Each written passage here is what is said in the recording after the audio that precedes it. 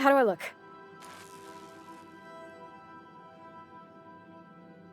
Oh, my hands have finally stopped shaking.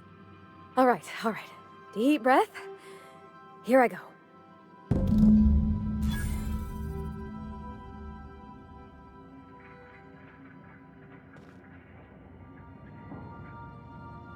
Anyhow, so I told him, Dad, I'm a big girl now. I ain't need your help. I can do it on my lonesome. What did he say to that? Have at it then. And he handed me his favorite wrench, the one he used for the canner. He was probably half as tall as I was. He didn't scold you for talking back to him? Nah, he was never like that. I always thought it was funny when I get indignant about something. Then he'd watch me do whatever it was, make sure I didn't get hurt, but he'd never interfere. I learned a lot that way. I wish I could have met him. Anyone who helped shape you must have been a special person. Sorry. Some of the cable routing in here is unique. My father and I were often at loggerheads. He had notions of how the station should be run, and I had others. He was fond of saying, "You think Groundbreaker pays for itself? Someone's got to cover the bills," when I chafed against his deference to the board. Sounds like he was afraid of him. He was, and he was right to be.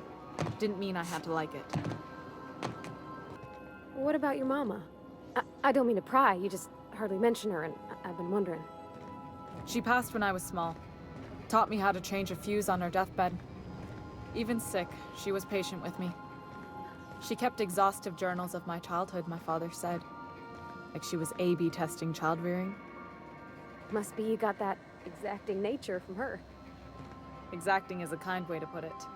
Inflexible, my father would have said. Bull-headed. Cold. If you're cold, then I'm the void of space. Cold. That's the silliest thing I ever heard. Thank you.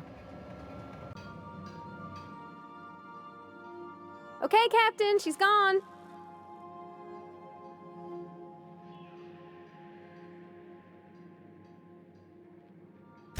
I feel like running laps around the cargo bay.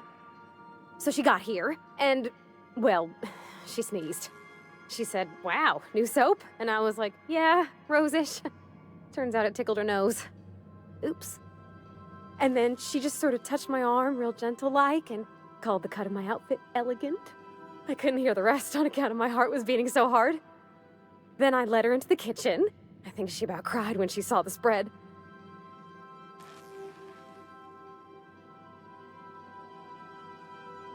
She stood stock still and just said, "Oh, real soft. Oh, and let me tell you, I was sweating." And then she blinked and said, "Is that dustbat casserole?"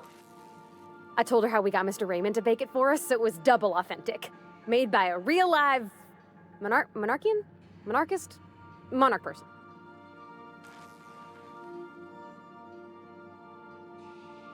Well, we talked a bunch over dinner about the things we learned just through messages, stuff we repaired, how I taught her to salvage and she taught me to build. When I brung out the sweetheart cakes, June, she got a little teary, said she had a thing she needed to say. But I stopped her because I wanted to say it first. I never felt so bold, Captain. I told her about how she made me feel. Bold like I acted, strong, smarter and kinder than I am on my lonesome. I listed all the things I liked about her. And then she pulled out a paper and read a speech. She talked about the things she admired about me, like my cleverness and my humor, and how it made her want to be more open. Anyhow, when she wrapped up, I asked her to be my girlfriend. And Captain, she said yes! And then she sneezed again, on account of the flowery soap.